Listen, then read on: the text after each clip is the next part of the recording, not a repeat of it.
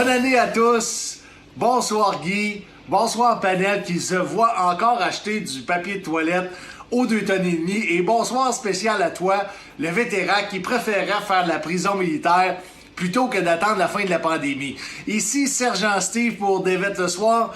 Et comment je pourrais vous dire ça? L'année est en 22, la lune est en cancer, puis le diable est aux vaches. Ça fait que, attache ta tuque, mon petit loup, on n'est pas sorti des secteurs 3, 4, 5. OK? Ben, j'ai un mot pour toi, par exemple. Le mot, c'est persévérance. Pourquoi persévérance? Parce que si Marie-Pierre Morin a été capable de passer au travers de la peau de Safia Nolin, on devrait tous s'en sortir. Tu comprends? Marie-Pierre Morin, cette année, débute l'année avec quelque chose de positif, a lancé sur le marché un café qui s'appelle Grain d'Espoir et c'est pour aider les gens en rétablissement de toxicomanie et c'est très populaire dans la communauté des artistes du Québec de lancer leur propre café.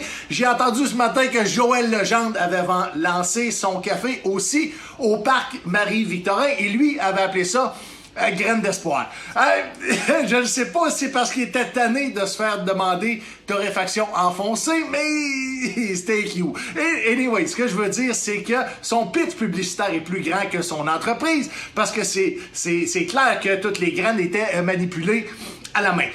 Anyways, ce que je veux dire, c'est que cette année, comme Canadien, je vous souhaite d'être fiers, d'être unis, puis d'être solidaires. Hein? Et puis faites ce que vous voulez, buvez du sirop d'érable, jouez au hockey dehors ou appelez Don Cherry pour prendre des nouvelles, Magolis. Je suis fier d'être Canadien, puis je sais pas si vous avez remarqué, mais on dirait que boire du café Tim Hortons, c'est être Canadien. Tim Hortons a réussi à nous convaincre que boire son café, c'était d'être Canadien. Je ne sais pas comment c'est arrivé, qui a décidé ça, mais une chose est sûre, c'est que c'est accessible à tout le monde. C'est probablement pour ça. C'est rassembleur, mais ils calissent que c'est mauvais. Hein? Puis l'autre jour, je m'en vais au drive-thru, au service au volant, chercher un café.